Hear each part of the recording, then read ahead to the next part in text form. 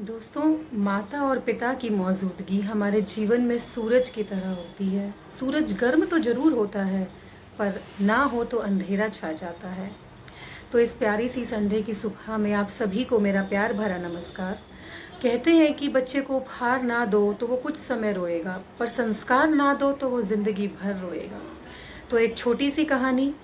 हुआ यूँ कि मध्य प्रदेश के एक छोटे से गांव में एक लड़का रहता था। सुबह का वक्त था, जल्दी जल्दी तैयार हो रहा था। उस दिन उसे पास वाले शहर में इंटरव्यू के लिए जाना था। बहुत दिनों के बाद उसका सपना पूरा होने जा रहा था। नौकरी के लिए वो इंटरव्यू देने जा रहा था। उसने अपना जो जीवन है बहुत ही गरीबी में काटा था। बहुत गरीबी में रह के उसने पढ़ाई की थी और आज एक कॉल आया था उसके पास इंटरव्यू के लिए। उसकी माँ किचन में से आवाज़ लगा रही थी, बेटा जल्दी करो बस निकल जाएगी, बेटा भगवान के आगे हाथ जोड़ के जाना, बेटा नाश्ता करके जाना।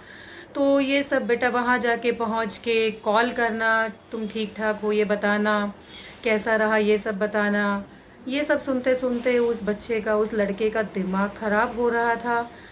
सोच रहा था मन ही मन, काश आज ये नौकरी मुझे मिल जाए और इस रोज़ रोज़ की चिक चिक से, तानों से और आज़ादी मिल जाए। नौकरी लगते ही मैं यहाँ वापस नहीं आऊँगा और शहर में ही रह जाऊँगा। बस भगवान मुझे आज की नौकरी दिला दे। तो उस लड़के ने फटाफट अपना काम निपटाया, ज़रूरी डॉक्यूमेंट्स बैग में रखे और फटाफट बस पकड़ के शहर पहुंच गया। शहर पहुंचकर ऑटो पकड़कर उस कंपनी तक पहुंच गया। कंपनी के अंदर गया तो रिसेप्शन पे जाके उसने देखा करीबन वहाँ पे 150 से 200 लोग अपनी बारी का इंतज़ार कर रहे थे उस नौकरी के लिए, उस इंटरव्यू के लिए।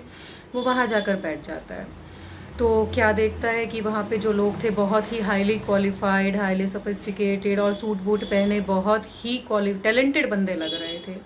जैसे जैसे समय शुरू होता है, समय बीतता है, कुछ बंदे अंदर ऑफिस में जा रहे थे। जो मैनेजर का ऑफिस था वहाँ जा रहे थे। वहाँ पे जो इंटरव्यू लेने वाले थे वो बैठे थे।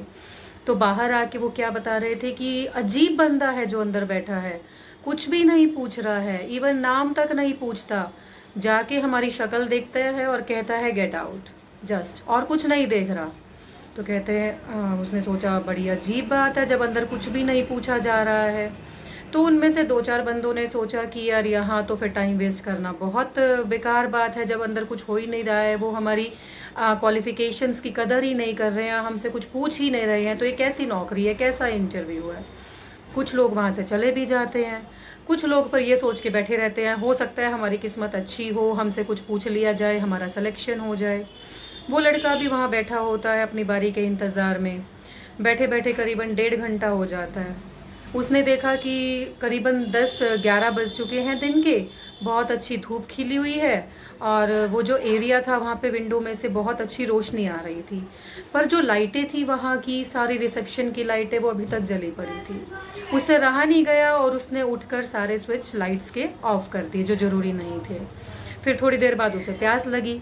वो जाके देखता है कि जहाँ पे पानी पीने का जो आपका कैंपर था उसका जो नल था वो लीक कर रहा था। किसी ने भी नहीं सोचा कि उसको बंद कर दिया जाए, पानी जो है वो वहाँ पे व्यर्थ बह रहा था। तो उसने उस नल को बंद कर दिया, पानी पी के अपनी सीट पे आके फिर इंतज़ार करने लगा अपनी बारी का। तो जो इंटरव्यू लेने वाला कैबिन था जहाँ इंटरव्यू चल रहे थे वो फर्स्ट फ्लोर पर था। तो थोड़ी देर बाद उसके पास आवाज़ आई रिसेप्शनिस्ट की, जी आपका सर, आपका नंबर आ गया है, आपको फर्स्ट फ्लोर पे बुलाया गया है।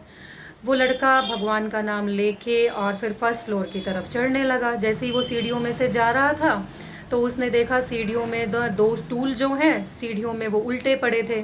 उसने उन स्टूल्स को सीधा किया और फिर अपनी मंजिल तक पहुंचा। वो दरवाजे तक गया, नॉक किया दरवाजे पे, सर मैं अंदर आ सकता हूँ? अंदर से आवाज़ आई यस प्लीज़। और जैसे ही वो अंदर जाके खड़ा होता है तो सामने जो बॉस बैठे होते हैं, इंटरव्यूअर्स बैठे होते हैं, वो कहते हैं यू आर सेलेक्टेड। वो लड़का हैरान, वो कहता है सर आपने मुझे पूछा नहीं कुछ, आपने मुझे जानते नहीं पहचानते नहीं, आपने मुझसे कुछ भी नहीं पूछा, and how are you saying that I am selected, आपने मेरा सिलेक्शन किस बेस पे किया?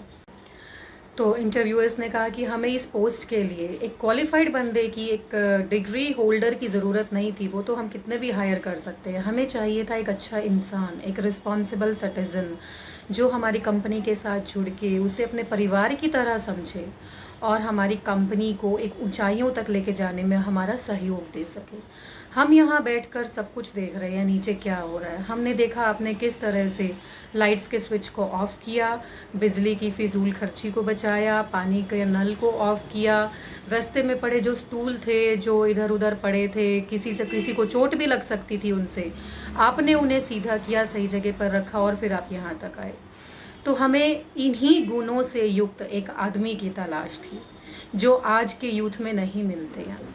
तो वो लड़का बिल्कुल रोने को, मतलब उसकी आंखों में आंसू आ गए।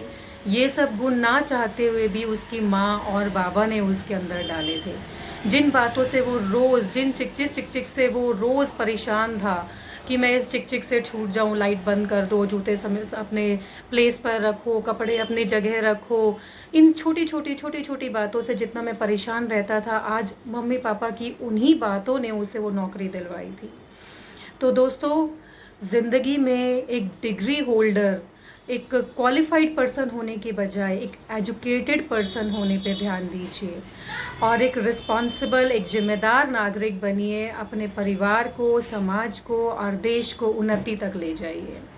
तो ऊपर वाले के आशीर्वाद के साथ, अपनों के साथ भरो अपने हौसलों में उड़ान और छू लो ये आसमान।